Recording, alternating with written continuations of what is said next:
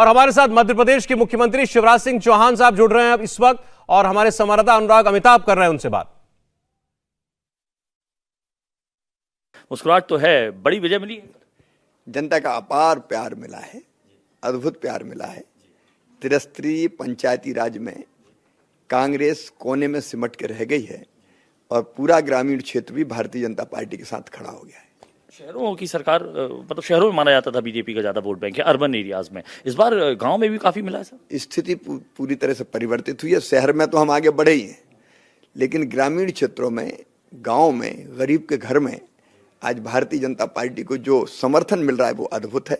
प्रधानमंत्री श्रीमान नरेंद्र मोदी जी की गरीब कल्याण योजनाएं, किसान की आय बढ़ाने के प्रयास, अधोसंरचना विकास के काम और भारतीय जनता पार्टी की मध्य प्रदेश सरकार के भी जन कल्याणकारी काम, गरीबों की और नौजवानों की, माताओं बहनों के कल्याण की योजनाएं और विकास के काम, इनका अद्भुत असर है। और इसलिए अब ग्रामीण क्षेत्र में, गरीब के घर में भी भारतीय जनता पार्टी है। 27,000 ग्राम पंचायतें, कहा जाता है कि जो गांव है वहां से शहर बनता है, देश का भविष्य बनता है। गांव तक भी असर पहुंचा है? कितनी है 27,000 में से कितने में? देखिए, 22,924 में चुनाव हुए, उनमें से 20,613 में भारतीय जनता पार्टी के सरपंच चुने गए। अपने आप में ये अद्भुत है, ऐसा आज तक पहले कभी नहीं हुआ। और न केवल ग्राम पंचायत बल्कि 312 नगर आपके इनके चुनाव, जनपद पंचायतों के चुनाव हुए, उनमें 227 में भारतीय जनता पार्टी जीती। और आज जिला पंचायत के चुनाव में 51 में से 41 में एक तरफा कब्जा भारतीय जनता पार्टी ने किया है। जनता का भारी जन समर्थन और प्यार मिला है। समरस पंचायतों की बात की थी सर, आप गए भी, आपने एक नया वो निकाला था। मैंने अपील की थी लोगों से कि कुछ चुनाव ऐसे को सर्वसम्मति से कर लें, हम वोट डालने की नौबत ही ना आए। तो ऐसी लगभग 630 पंचायतें हैं जो समरस से, मतलब पंच से लेकर सरपंच तक निर्विरोध निर्वाचित हुए, गांव के लोग बैठे और फैसला कर दिया।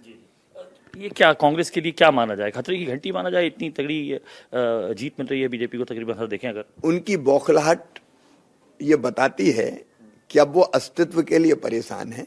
और इसलिए मैंने आश्चर्यचकित रह गया कि पूर्व मुख्यमंत्री कलेक्ट्रेट के गेट पे खड़े होकर हिला रहे हैं। हाँ, दिग्विजय सिंह जी, वोटर ना निकल जाए, वोटर मत जाने दो, हल्ला करो, चिल्लाओ। अरे लोकतंत्र में भाई हार हो या जीत हो, शालीनता से स्वीकार करनी पड़ती है। लेकिन पता नहीं किस मानसिकता में पहुंच गए हैं कांग्रेस के मित्र। 15 महीने की सरकार चलाई थी कमलनाथ जी ने, इस बार दिखे नहीं क्या? असर नहीं पड़ा क्या उनकी बातों का? ऐसा वो देख लेते हैं कि होने क्या वाला है। मुझे पता नहीं आज वो कहाँ हैं, कम से कम यहाँ तो कहीं दिखाई नहीं दिए। जहाँ हार रहे होते हैं वहाँ दिग्विजय जी को आगे कर देते हैं। तो गांव से जो समर्थन मिला है, कैसे परिभाषित करेंगे 2023 के नतीजों की, अगर हम बात करें चुनाव जब होंगे तो? जनता का जो समर्थन है चुनाव में परिलक्षित हुआ है, प्यार और आशीर्वाद है। और इसलिए मैं यही मानूंगा कि ये प्यार और आशीर्वाद आगे भी लगातार मिलेगा। तो ये मानना है कि मोदी और शिवराज जी के जो डबल इंजन की सरकार है, इसका फायदा मिला है? मोदी जी की अपार लोकप्रियता है और डबल इंजन की सरकार ने जो विकास के काम किए हैं उनका गहरा असर है। और इसलिए हम लोग लगातार आगे बढ़ रहे हैं। तो मामा का जादू चल रहा है मतलब? मोदी जी की अपार लोकप्रियता है, उनके साथ जनता खड़ी है और हम लोग विनम्रता के साथ सेवा कर रहे हैं। तो आखिरी सवाल है 2023 का, फिर से पूछ रहा हूं, 2023 के चुनाव में अब आपको लगता है ये जो सेमीफाइनल के नतीजे थे, ये जनता का मानसिक जो परिदृश्य उस बदलने में काफी कामयाब होंगे? निश्चित तौर पर मुझे लगता है कि असर पड़ेगा। इंडिया टीवी हर वक्त हर जगह डाउनलोड करने के लिए सर्च करें India TV news Google play store या ऐप स्टोर पर।